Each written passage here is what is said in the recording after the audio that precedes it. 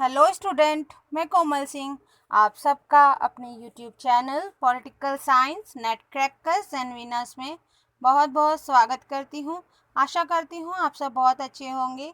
Student, आज हम प्लेटो के पार्ट 13 को लेकर आपके सामने आए हैं, जिसमें हम प्लेटो के सिद्धांत के विषय में बात करेंगे और जानेंगे कि प्लेटो ने किस प्रकार से समाज के सामने विभिन्न सिद्धांतों के माध्यम से अपनी बात रखी।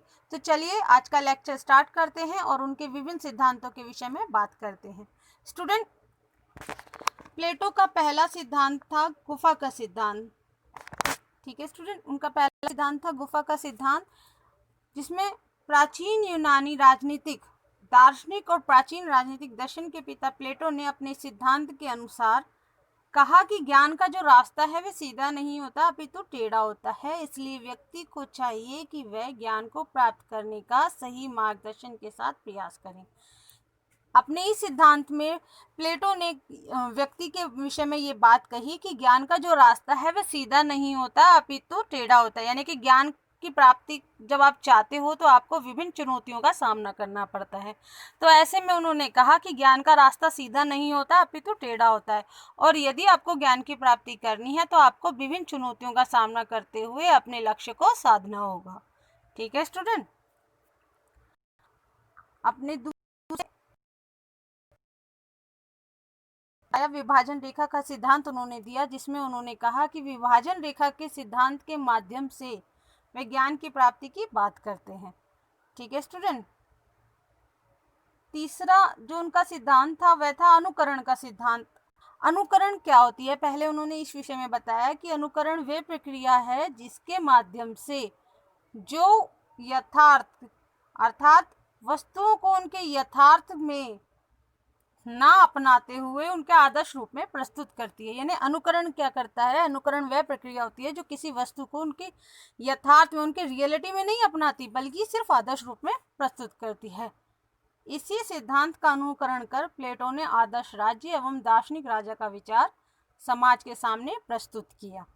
ठीक है स्टूडेंट, अपने चौथे और महत्वपूर्ण सिद्धांत में उन्होंने सेव का सिद्धांत दिया।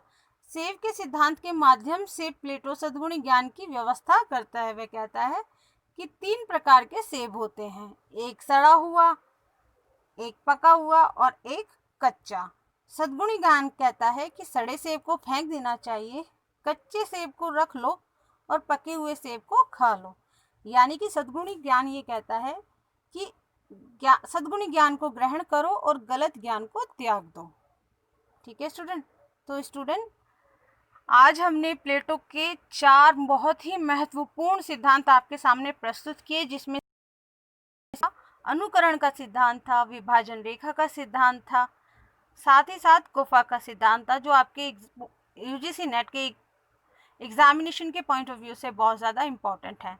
ठीक है स्टूडेंट, तो आप इन को बहुत अच्छे से तैयार कीजिएगा और बहुत अच्छे से समझने की कोशिश कीजिएगा, अंडरस्टैंडिंग बनाने की कोशिश कीजिएगा और नोट डाउन करने की कोशिश कीजिएगा, ताकि आपकी जो तैयारी है वो बहुत अच्छी उसको पकड़ मिले।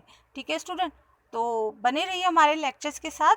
हमारे चैनल को लाइक कीजिए, शेयर कीजिए एंड सब्सक्राइब कीजिए। नेक्स्ट वीडियो में हम उनके दार्शनिक राजा के विषय में बात करेंगे और नेक्स्ट वीडियो प्लेटो पर हमारा लास्ट वीडियो होगा।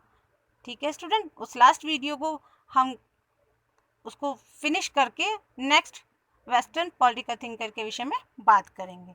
ठीक है स्टूडेंट, तो बने रहिए लेक्चर के साथ। Thank you.